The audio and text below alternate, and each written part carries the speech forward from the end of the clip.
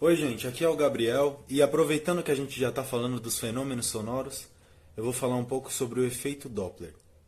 Primeiramente, o que é o efeito Doppler? O efeito Doppler é um fenômeno ondulatório, não somente sonoro, que ocorre com as ondas emitidas ou refletidas por um objeto em movimento com relação a um observador. Isso é importante. Só ocorre com relação ao observador, o efeito Doppler. Para todos os casos, não somente sonoro.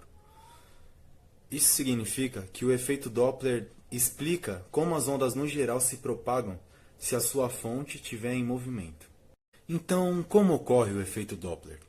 No caso das ondas sonoras, ou som que é mecânico, isso significa que ele precisa de um meio material para se propagar, e ele se propaga de maneira esférica, o que ocorre quando a sua fonte está em movimento é a compressão das ondas emitidas no sentido favorável ao deslocamento da fonte.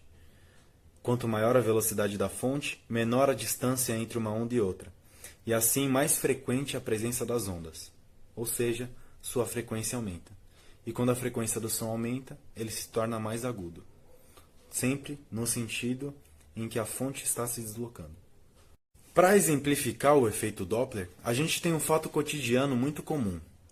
Quando uma ambulância passa por um observador que está em repouso ou mais lento em relação à ambulância, que é a fonte do som, de sirene ligada em alta velocidade, o som que ela emite chega ao observador exponencialmente mais agudo conforme ela se aproxima dele, sendo o ápice da frequência no momento em que a ambulância estiver no ponto mais próximo ao observador.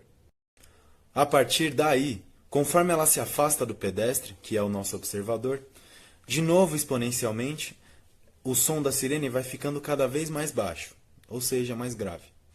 Isso é explicado pelo efeito Doppler, no sentido em que se desloca a ambulância em certa velocidade, as ondas se comprimem e o som fica mais agudo.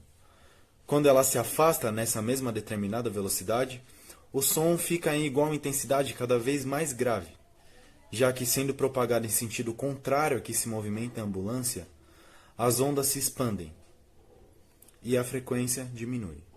No entanto, como eu disse, o efeito Doppler explica o som em relação ao movimento de sua fonte. Mas como o som é mecânico e se propaga em uma determinada velocidade através do ar, 343 metros por segundo, essa é a velocidade do som, é perfeitamente possível que sua fonte, que também é mecânica, ultrapasse esse limite. Nesse caso, há então a onda de choque, ou, como chamada popularmente, a quebra da barreira do som. Então, como funciona essa quebra da barreira do som? Como se dá a onda de choque?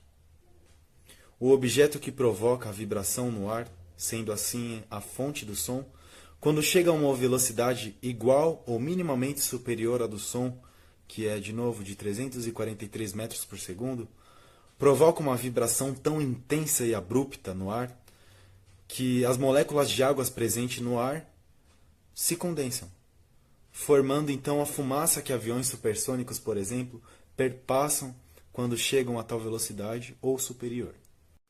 Outro fenômeno que ocorre simultaneamente é o estrondo sônico, que aos nossos ouvidos soa como um estrondo brusco e muito potente no caso dos aviões supersônicos. O estrondo sônico diz respeito à fonte sonora acompanhando a velocidade das ondas e lançando novas ondas no mesmo ponto em que se encontram as já provocadas.